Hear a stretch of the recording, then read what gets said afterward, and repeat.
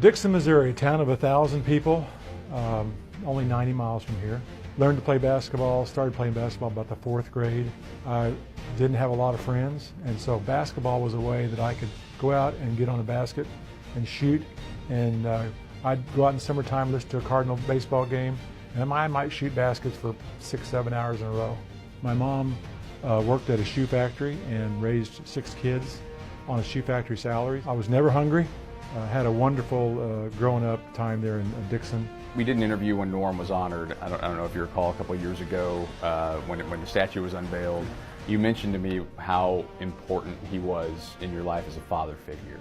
You know, without a father at home, there really wasn't the male discipline that I think is really important for especially young guys and girls too.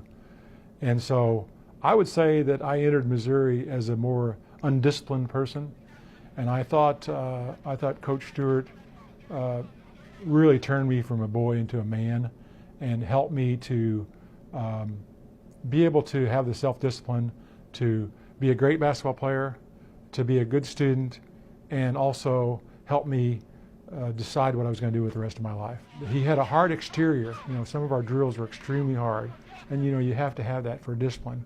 But on the inside, you know, to me, he was like a teddy bear. The legend of you that gets passed down is, you know, you were this linchpin for the program. Did it feel like that's what it was at the time? I think most high school players are fairly arrogant and they think that they can conquer the world. I wasn't really sure until I got here and started playing against the varsity in scrimmages.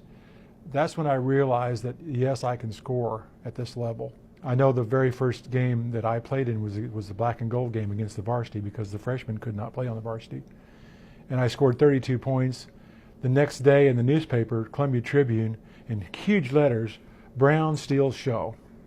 And I remember the next day in practice, the varsity would not talk to me because of that headline. I stole their thunder. I always think it takes 2 future pros to have a great team.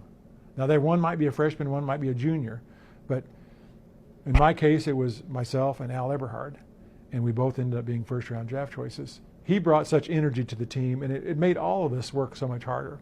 To have your number retired, first of all, how'd you find out?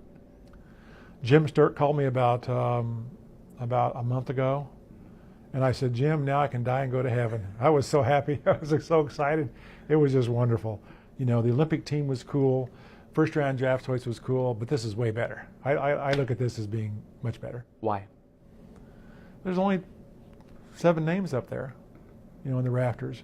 And there's been a lot of Olympians and there's been a lot of first round draft choices. And to me, living in this state, growing up in this state, still a fan today, football and basketball.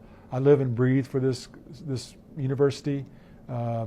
And to have my name up there, it just does not get any better for me. When people look at that number and see that number 50, what do you want them to think about?